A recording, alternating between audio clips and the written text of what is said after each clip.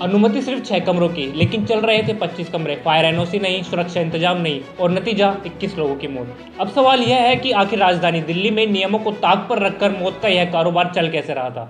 नमस्कार, मैं हूं राजेंद्र और आप देख रहे हैं न्यू नट्स। दरअसल मंगलवार सुबह करीब 6 बजे दक्षिणी दिल्ली के मालवीय नगर स्थित होजरानी इलाके में फ्लोरिस स्टे नाम के एक होटल में अचानक आग लग गई। शुरुआती जानकारी के मुताबिक आग की शुरुआत ग्राउंड फ्लोर से हुई और कुछ ही मिनटों में पूरे भवन में धुआं भर गया। होटल में ठहरे लोग जब तक कुछ समझ पाते तब तक हालत बेकाबू हो चुके थे। कमरों के बाहर धुआं था, सीढ़ियों में धुआं था और नीचे जाने का रास्ता भी धुएं और आग की चपेट में आ चुका था। हादसे के दौरान जो तस्वीरें सामने आई उन्होंने पूरे देश को हिला कर रख दिया। कोई तीसरी मंजिल की खिड़की से लटका हुआ था तो कोई चौथी मंजिल से मदद की गुहार लगा रहा था। कई लोगों ने अपनी जान बचाने के लिए ऊंची मंजिलों से छलांग लगा दी। स्थानीय लोगों ने भी इंसानियत की मिसाल पेश की। आसपास के लोगों ने गद्दे और कंबल इकट्ठा कर नीचे बिछाए ताकि ऊपर से कूदने वालों की जान बचाई जा सके। कई लोगों की जान इन्हीं कोशिशों की वजह से बच पाई। सूचना मिलते ही दमकल विभाग की कई गाड़ियां मौके पर पहुंची। पुलिस, फायर ब्रिगेड और राहत बचाओ दल ने संयुक्त अभियान शुरू किया। घंटों की मशक्कत के बाद में आग पर काबू पा लिया गया, लेकिन तब तक बहुत देर हो चुकी थी। दरअसल इस हादसे में 21 लोगों की मौत हो गई। मृतकों में कई विदेशी नागरिक भी शामिल बताए गए। कई सौ कमरों के अंदर मिले, जबकि कुछ लोग सीढ़ियों के पास में मृत पाए गए। शुरुआती जांच में सामने आया कि अधिकांश लोगों की मौत आग से ज्यादा जहरीले धुएं के कारण हुई थी।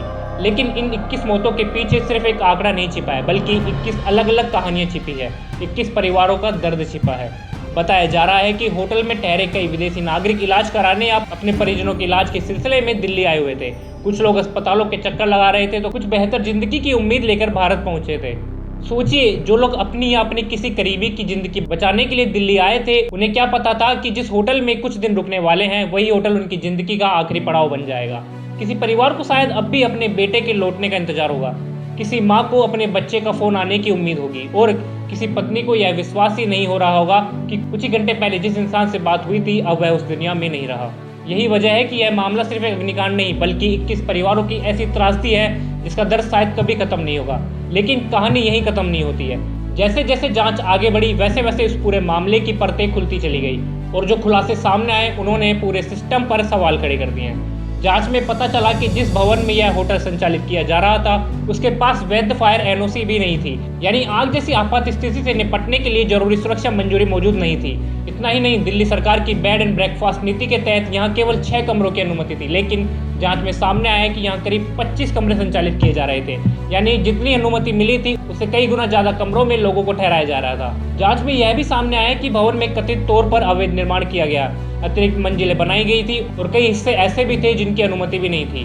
सबसे चौंकाने वाली बात यह रही कि पूरी इमारत में लोगों के निकलने के लिए केवल एक मुख्य रास्ता था। आग लगने के बाद में वही रास्ता धुएं और आग की चपेट में आ गया। बताया जा रहा है कि कई खिड़कियां भी स्थायी रूप से बंद थी। ऐसे में लोगों के पास में बच निकलने का कोई दूसरा रास्ता नहीं था। यही वजह रही कि लोग कमरों और सीढ़ियों में फंस गए। अब यहाँ से शुरू होता है इस पूरे मामले का सबसे बड़ा सवाल। अगर अनुमति सिर्फ 6 कमरों की थी तो 25 कमरे कैसे चल रहे थे? अगर फायर एनओसी नहीं थी तो होटल का संचालन कैसे चल रहा था? अगर अवैध निर्माण हुआ था तो संबंधित विभागों को इसकी जानकारी क्यों नहीं थी? क्या किसी विभाग ने कभी निरीक्षण नहीं किया? और अगर निरीक्षण किया गया था तो कार्रवाई क्यों नहीं हुई? ये वही सवाल है जो अब आम लोग भी पूछ रहे हैं, क्योंकि आम नागरिक अगर छोटे से नियम का उल्लंघन कर देते हैं तो चालान तुरंत कट जाता है। दुकान पर बोर्ड गलत लगा दे तो नोटिस पहुंच जाता है, लेकिन राजधानी दिल्ली के बीचों बीच कथित तौर पर बिना फायर एनओसी, अतिरिक्त कमरों और अवैध निर्माण के साथ में एक होटल का संचालन चल रहा था, तो किसी को इस बात की भनक क्यों नहीं लगी? यह बातें लोगों को हैरान कर रही है। उधर पुलिस ने कार्रवाई करते हुए भवन मालिक लवकेश बजाज को गिरफ्तार कर लिया है। उनके खिलाफ गैर इरादतन हत्या समेत कई गंभीर धाराओं में मामला दर्ज किया गया है। पुलिस अब यह भी जांच कर रही है कि इस पूरे मामले में कौन कौन जिम्मेदार हो सकता है। इस बीच दिल्ली की मुख्यमंत्री रेखा गुप्ता ने भी इस हादसे पर गहर दुख व्यक्त किया है। मुख्यमंत्री ने मृतकों के परिजनों के प्रति संवेदना जताते हुए कहा कि यह बेहद दुखद और दुर्भाग्यपूर्ण घटना है। मुख्यमंत्री ने यह भी कहा कि यदि जांच में किसी भी स्तर पर लापरवाही सामने आती है तो जिम्मेदार लोगों के खिलाफ सख्त कार्रवाई की जाएगी। वहीं दिल्ली सरकार ने शहर भर में फायर सेफ्टी नियमों को और होटलों, गेस्ट हाउस की जांच शुरू करने की बात कही है। लेकिन सवाल यह है कि अगर कार्रवाई अब हो रही है तो पहले क्यों नहीं हुई? अगर नियमों का उल्लंघन हो रहा था तो उसे रोका क्यों नहीं गया? अगर लोगों की सुरक्षा खतरे में थी तो जिम्मेदार विभागों ने समय रहते कदम क्यों नहीं उठाया? अब जांच होगी, रिपोर्ट बनेगी, कार्रवाई होगी, गिरफ्तारियां होगी, लेकिन जिन 21 लोगों की जान चली गई ये वापस नहीं लौटेंगी। कुछ लोग अपने परिवार के साथ छुट्टियां बिताने आए थे, कुछ काम के सिलसिले में दिल्ली पहुंचे थे। और कुछ विदेशी नागरिक भारत घूमने आए थे। उन्हें क्या पता था कि जिस होटल के कमरे में वे रात बिताने जा रहे हैं वही कमरा उनकी जिंदगी की आखिरी रात बन जाएगा। दिल्ली का यह अग्निकांड सिर्फ एक हादसा नहीं है, यह सुरक्षा व्यवस्था, प्रशासनिक निगरानी और नियमों के पालन पर खड़े हुए गंभीर सवालों की कहानी भी है। अब सबकी नज़र जांच पर है। देश इंतजार कर रहा है कि आखिर इस हादसे के पीछे सिर्फ होटल मालिक जिम्मेदार था या फिर इस पूरे सिस्टम की कहीं और भी बड़ी चूक हुई है। और शायद सबसे बड़ा सवाल यही है, क्या हम हर बड़े हादसे के बाद ही जागते हैं?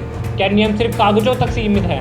और आखिर कब तक लोगों की जान जाने के बाद ही जिम्मेदार लोगों पर कार्रवाई होगी? फिलहाल इस मामले की जांच जारी है और आने वाले दिनों में कई बड़े खुलासे हो सकते हैं। इस पूरे मामले पर आपकी क्या राय है, हमें कमेंट में जरूर बताएं।